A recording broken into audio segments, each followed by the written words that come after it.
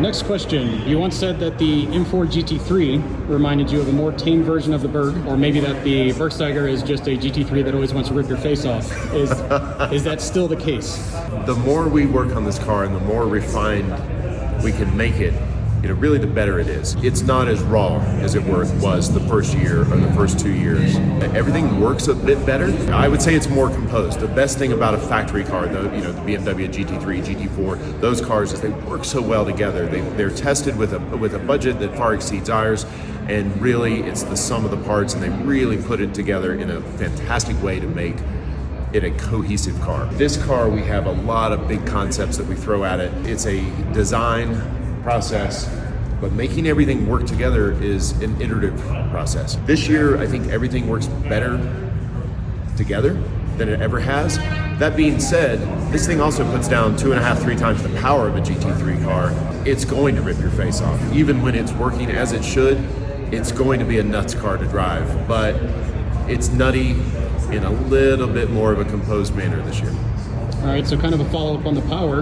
Has the feeling of 1,300 to 1,500 horsepower gotten more comfortable with you? During testing one time you said that the car felt soft on power, and we discussed later that soft is probably 900 horsepower still.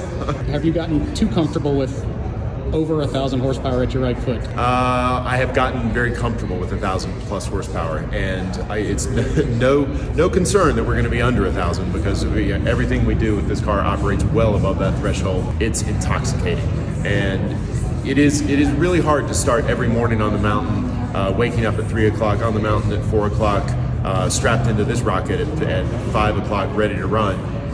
That's a little bit tough to strap into. Yeah, the power is amazing. The TC works, and it's amazing to drive. For someone that's more used to let's say a Spec 46 power level with 220-ish wheel horsepower, how do you translate that into something of this power level, or how do you translate what you learned at this power level back to a car that doesn't have 4-digit horsepower? It's crazy. I've always said that when you have a car, there's power cars and power cars you want to point, shoot, blast out, and really take advantage of the tremendous power it has. And there's momentum cars. Typically a momentum car is like a car with low amounts of power, whatever that is. Is it 200 horsepower, or compared to this thing, maybe it's a 400 horsepower. Driving this car and doing all the testing on the mountain this year, we had an SRO GT4 race in between, and it turns out that's a really slow momentum car compared to this thing. Then, as much of a power car as this is, as much as you just want to get on the throttle and run, it's also a momentum car, and that's really the balance, is working on the power, working on the momentum, and then balancing the two together. And this year on the mountain, I'm working on rolling speed, which is the same thing I would be working on in a Spec 36, Spec 46, any of these like lower horsepower cars, or even GT4, again, lower horsepower compared to this. Every car is a momentum car, even with 1,000 plus horsepower.